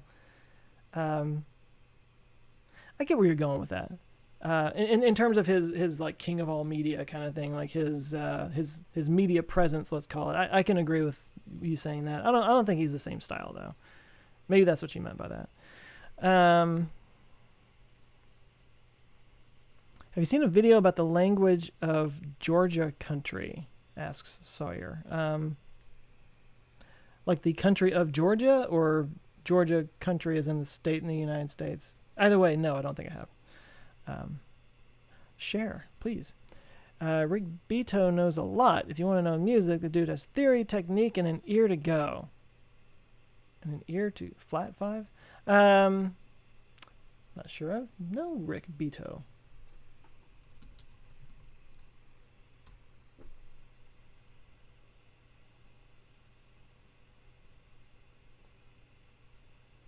Okay.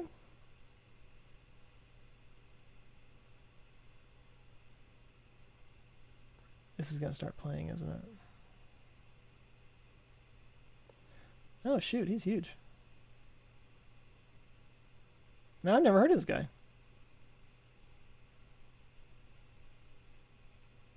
I'll check him out.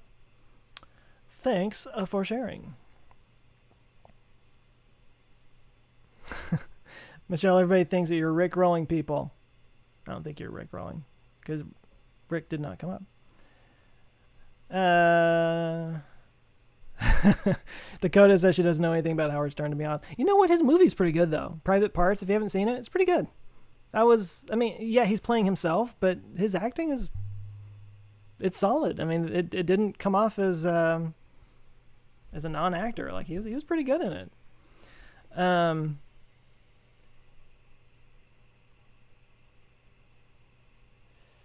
You're totally right about Rogan, says Spinning Infinite. I do respect his opinions, and he doesn't push any agendas necessarily, but the guest lineup is unparalleled for long scientific and philosophical discussions. I agree. He had a show for a while called Joe Rogan Questions Everything. And I kind of feel like that sort of is his philosophy. Like, he just questions everything.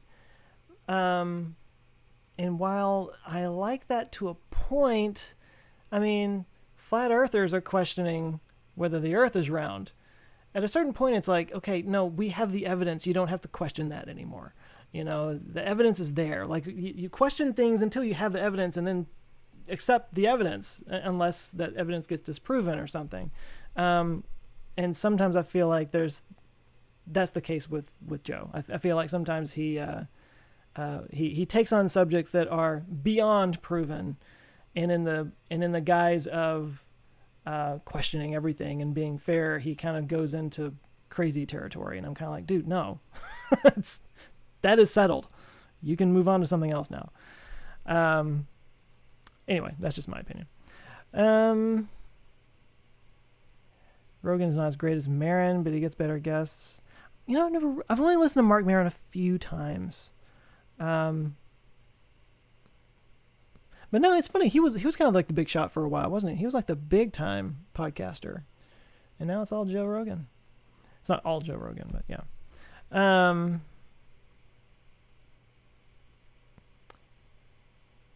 Adam says he finally figured this out. Had to switch to a desktop version. Are you talking about the live stream thing? I still get people who like go into the Patreon and start leaving comments there, and it's like I'm not seeing them because it's all here now. Anyway, yes.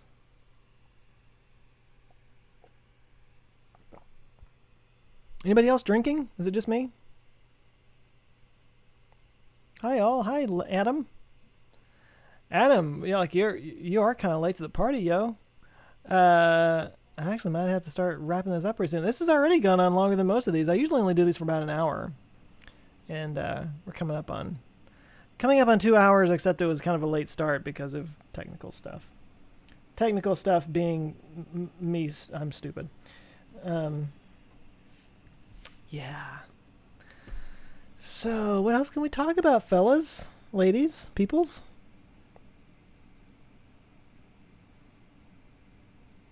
Kind of blanking out here. Rogan could go on to be the next Coast to Coast AM. This is all from the phone. Man, that's kind of hard to watch live streams with a live chat on the phone. Tell you what, so we kind of talked about this on the podcast on Wednesday or last Thursday. We're coming up on 1 year. I'm gonna tease you guys on something. Okay. God, I really. Okay, I am super excited to the point of like I'm almost in disbelief that this is actually happening, but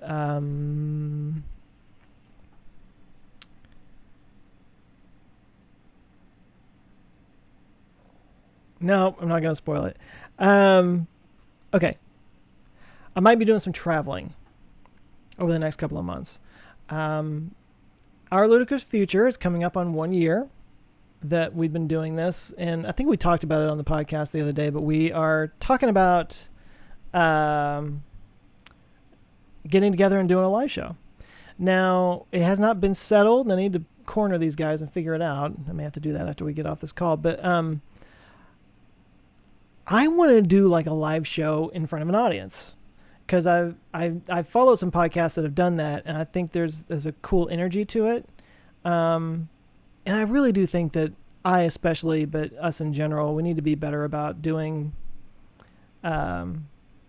meetups and getting out there and shaking hands and meeting people and doing that thing. So we're talking about, like, we started looking through our analytics and we were like breaking it down by state, because, you know, Tim's in Iowa, Ben's in California, I'm here. And obviously we could do it in any of those places, or we could do it anywhere else in the world for that matter. But we thought, well, let's look into our analytics and see which state has more followers, right? And it was easily California, which is not a surprise with all the EVs out there and everything. So we're probably, I'm speaking ahead. Nothing has been planned, so don't, whatever. But we'll probably wind up doing it in California, probably San Diego, because that's where Ben is. And it's still debated whether or not we're just going to get together and do like a live stream podcast where everybody can kind of chime in like this, or try to do it live. I want to do it live. I think that'd be a lot of fun, but obviously there's more planning involved for that. So that's in the works. And while I'm out there, if I can schedule this, sorry, I've got a goofy grin right now. So I did that video on Mars about how we probably couldn't survive Mars, or it would be very difficult. It would take a big toll on the human body. And I got exactly the responses that I thought I would. There were a lot of people saying, why don't you do this? Why don't you do that? It's kind of a why don't they just kind of thing. And I kind of already thought I would probably follow it up with a, let's talk about the solutions of how they could get around these problems. I was already thinking about doing that, but then I thought it'd be really great if I could interview somebody who's an expert on this kind of thing, or is maybe working on one of these things, or has done a lot of thinking on this sort of thing. And I emailed a guy, not really being sure if I would be able to get him. Well, I just said him, so that kind of narrows it down a little bit. And he's totally on board. And he follows the channel, and he's apparently a fan of my channel, which I can't even deal with. I can't deal with it. It's amazing. And he's down. He wants to do an interview.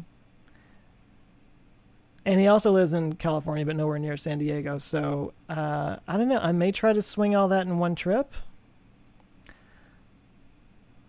I really want to spoil it.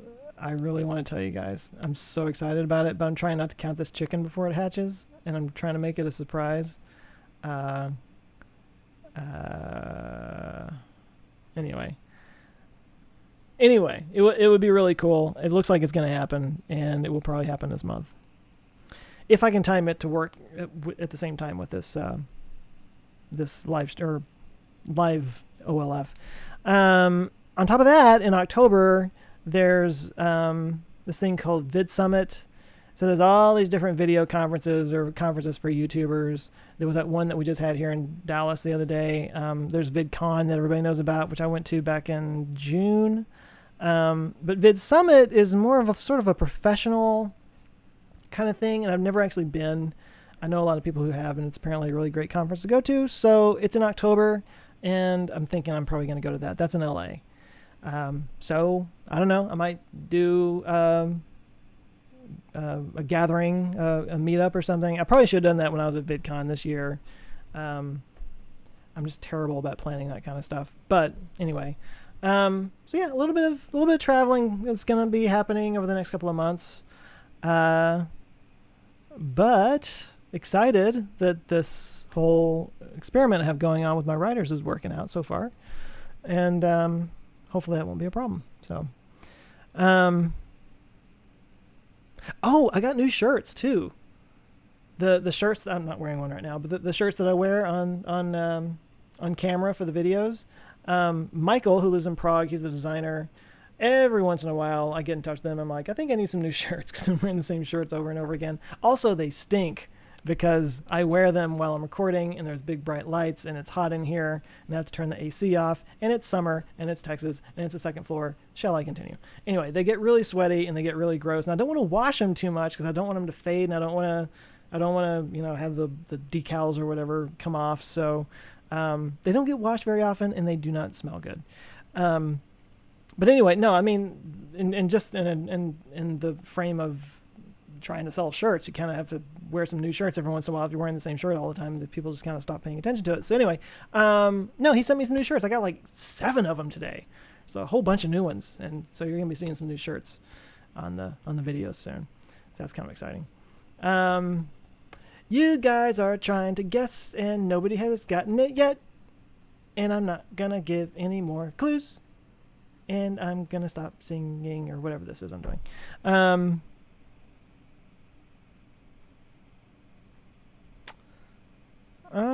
kind of scrolling through and seeing what you guys are guessing.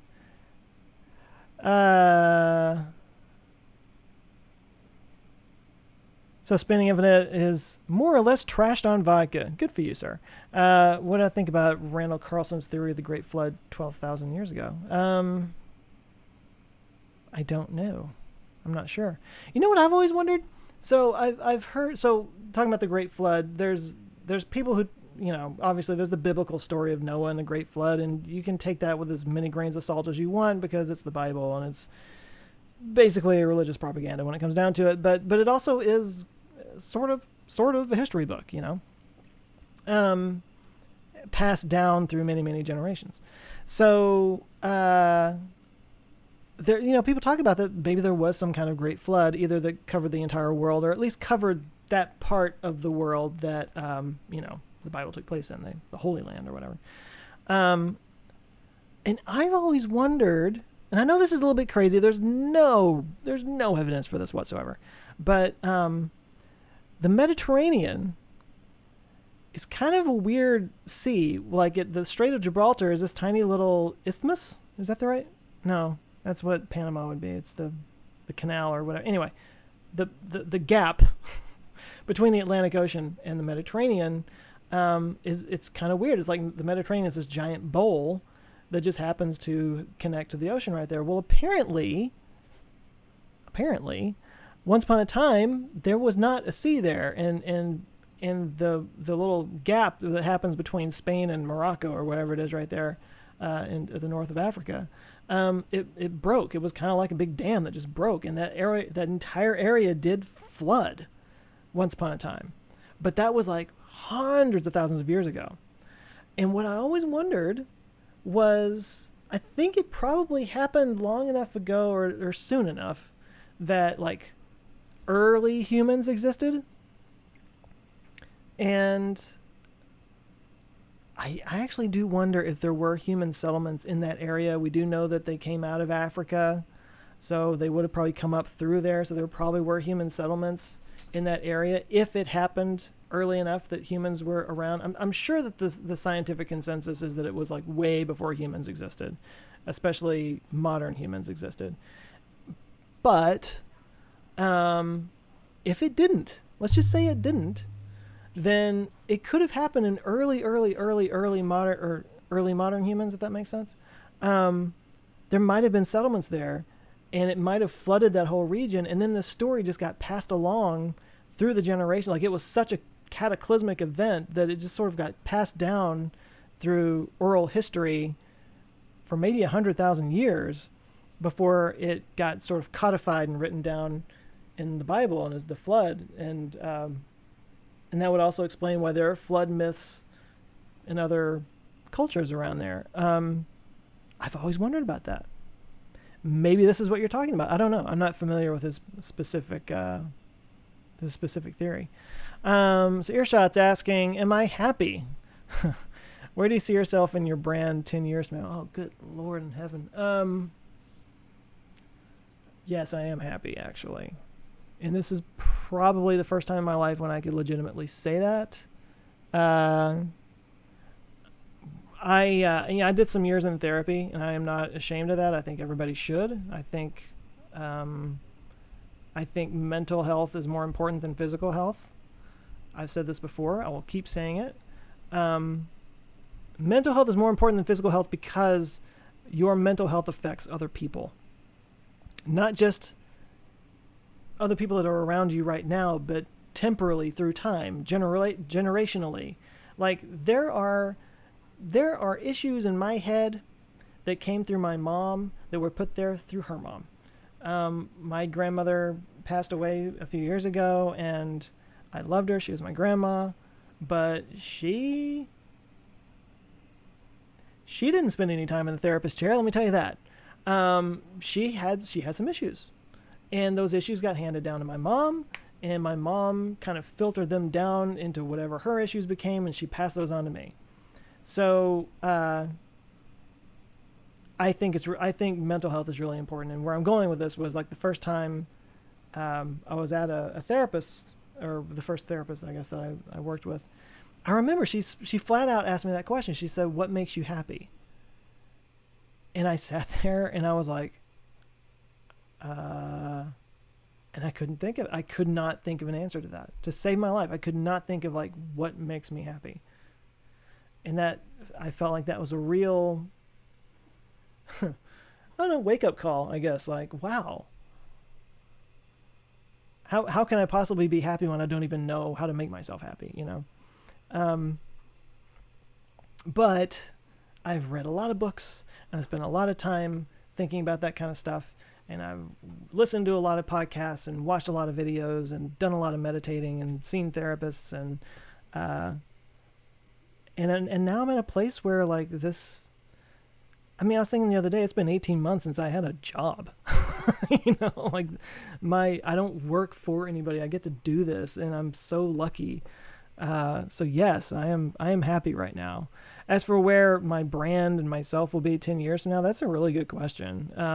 I did try to sort of set up a 5-year plan, or think 5 years in advance in the fairly recently. I don't know. I mean, this channel, I think, is going to evolve, and it's going to change over the next year or so. I do want to focus on bigger, longer form content. I do want to include more narrative stuff, sketches, short films, and whatnot. I have already talked to some filmmaker friends of mine to kind of be like, hey, I got this platform, and I could probably fund very low budget short films that we could put on here. There's some mandatories. It just has, you know, it needs to fit in the channel in one way or another.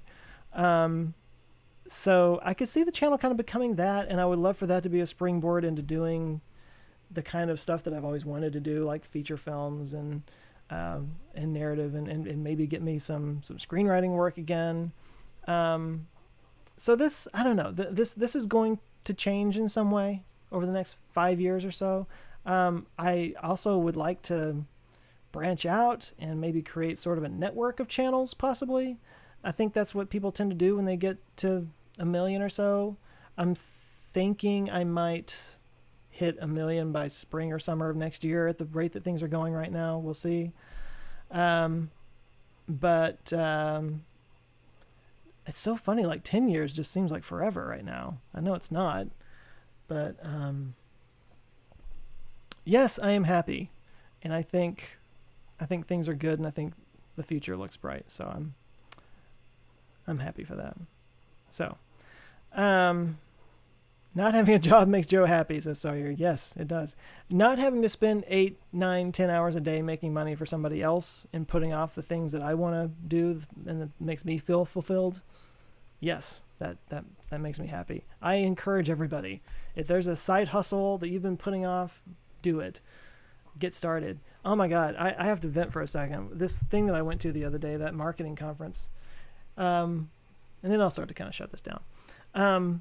There was this lady, I say lady, she's probably younger than me, who had been at several things that I'd been to here in Dallas. And I'm not going to say her name because she's been really nice. I've met her several times. She's a very nice person.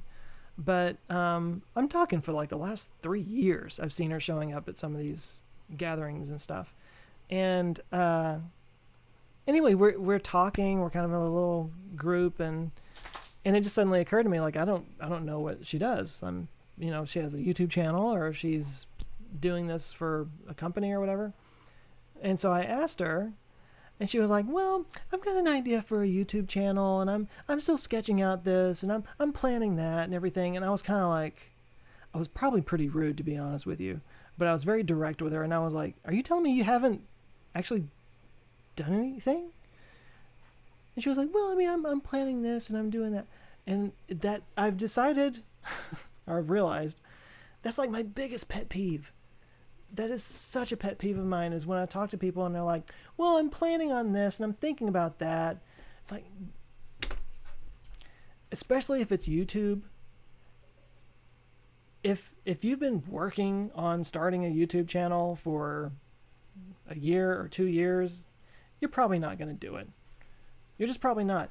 There's no barrier to entry to YouTube. I could, while I'm sitting here talking to you guys, pull out my phone and record a video and post it. There's nothing stopping me from doing that. There's nothing stopping any of you from doing that. And maybe YouTube isn't your thing, and that's perfectly fine. Nobody says everybody has to do YouTube. But if YouTube is your thing, or you want it to be your thing, or whatever that thing might be, I understand the fear and I understand the hesitation. But over and over and over again, I keep seeing people just putting hurdles in front of themselves and making it harder than it has to be, and not doing the thing and planning around the thing and putting off the thing until next thing you know, it's too late. And I think people think I'm just trying to like be self-deprecating or something when I say this, but literally I have gotten to where I am right now simply because I started doing this and I just kept doing it. And yeah, I did some things right. I learned some things along the way, but you have to get started in order to do those things right and to learn those things. You can plan all you want. It's not going to work out the way you want or the way you think it will. Sorry, I'm clearly on a rant right now, but like, I'm also thinking about this guy.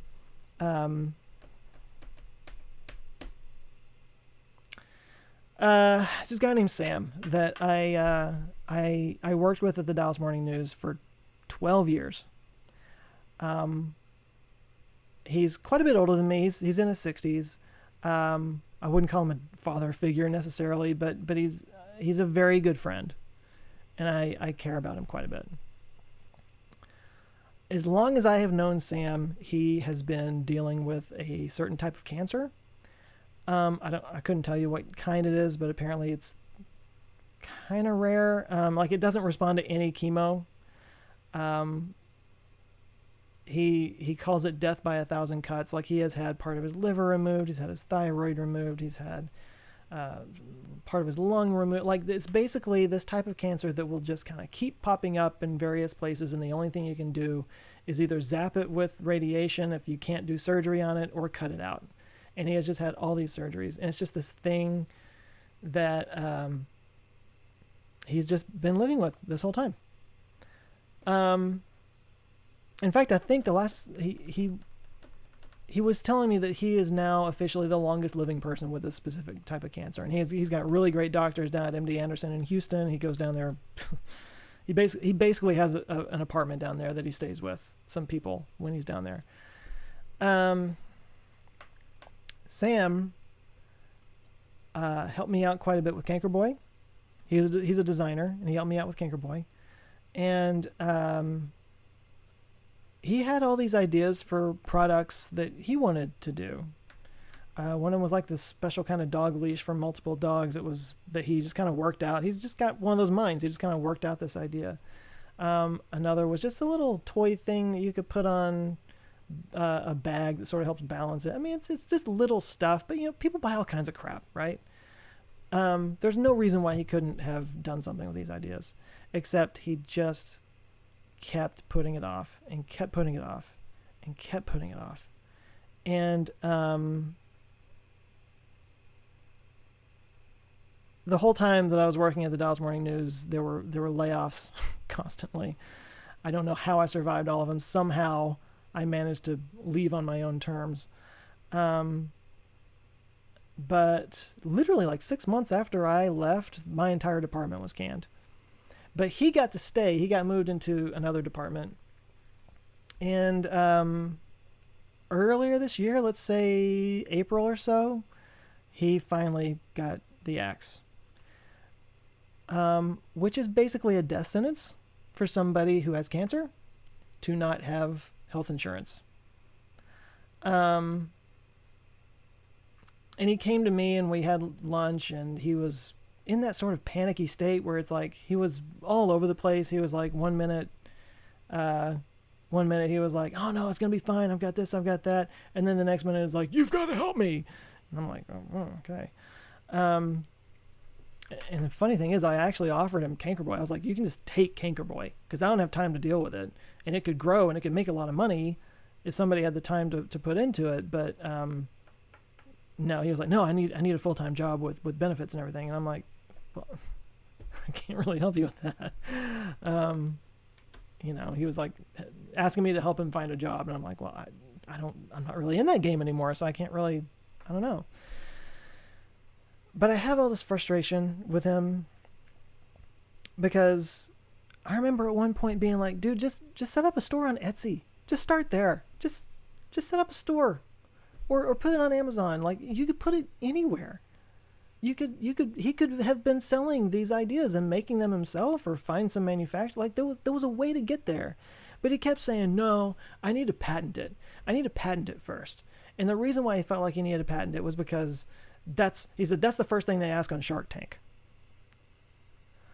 Well, of course, patenting things takes money, but even then I feel like that's kind of bullshit for him because his daughter is a lawyer. Like, she could have helped him with that. Like, he just kept putting one hurdle after another in front of himself. And next thing you know, the axe finally fell on him, and he didn't have any backup. He had nothing to go to. And last time I saw him was a couple months ago, and apparently it was not looking good. I need to check in with him. He had some new tumors that popped up. One of them was on his heart, and they don't know. They don't know if he'll make it at this point. And I don't know. I need to check in with him, see how he's doing. But like, to me, like, that's the ultimate proof, the ultimate example of what I'm talking about here. You can put things off forever and find a million different reasons to not do something. We're our own worst enemies here. Ultimately, you have to just jump in and do it. I have been ranting about this, and I apologize, but clearly this is something that really I'm passionate about, because it's kind of worked for me, and maybe that's survivorship bias, I don't know, but like, I've said this a million times. I don't think I'm anything special. I just started doing something, and I kept doing it, and eventually it started to work, and I see so many people that just don't take that step and then get mad and wonder why things didn't work out for them. And it's like, you gotta just jump in at some point. You just have to do it. Anyway, it's really frustrating with Sam because he's a great guy and I care about him, and he's probably going to wind up passing away and not having done these things that he believed in so much for so long, but he just kept himself from doing it. Good Lord, I've taken a positive. This is what drinking does to me. I had to make it into this whole thing. Sorry if that was a bummer. I didn't mean to get there. It's something that matters to me, and so, I mean, that's my message to you guys. If there's something you've been wanting to do, if there's something that matters to you, but you keep finding some reason not to do it, I don't know what to say, man. You just have to get past that. You just have to do it. Anyway. So, Chef says I should make a video about this. I think I feel like I did on my second channel, or I've talked about it in various ways. But anyway. Oh, Melissa's, you love this month's Cankerboy box. Oh. So I guess you must have just gotten that. Thank you. I didn't realize you were a subscriber. Yeah, I started, it's actually really hard to find benzocaine based products now for reasons that I included on that newsletter. Apparently little bitty kids, people use them when they're teething, and some of them have had reactions and it's not good. But for adults, it's fine, obviously. But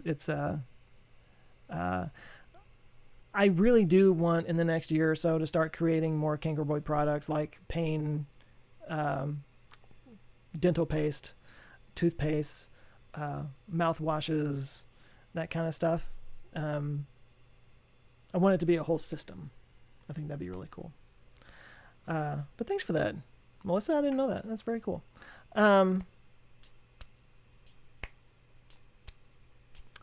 Anyway, so I think it's time to wrap things up. I've been going for a couple hours now, and like half of that was me bumming you out talking about my friend. But I'm going to start to wrap this up. Let me get over here because I think the thing shut down. I really do appreciate you guys, and I hope I say that enough. And as I was saying earlier, I know I'm terrible about responding to messages, and I'm trying to be better, but I promise nothing because I know this is only going to get worse and more difficult as time goes on. I might have to start like filtering. Part of it is that I get stuff from so many places, like every social media, Instagram, Facebook, not as much on Snapchat, but maybe now it's going to change. Patreon, YouTube, email. I mean, it's from so many different places, and it's kind of hard to keep up with it all. And maybe I need to find some system. If you guys have any ideas, I'm totally up for it. But like some way of taking all those and putting them into one place so that I can do it all at one spot. I don't know. I need to figure out a system or something. But that's first things first is getting the videos out. That always has to come first. But anyway, I do thank you guys. I'm gonna wrap things up now. You guys have a great evening, and I hope you enjoyed this. And I'm gonna hopefully work out this live stream thing and plan ahead and maybe make it so you guys know that they're coming and it's not such a surprise anymore. But anyway, love you guys. Have a great rest of the week and everything. New video on Thursday, and I'll catch you next time. Love you guys. Take care.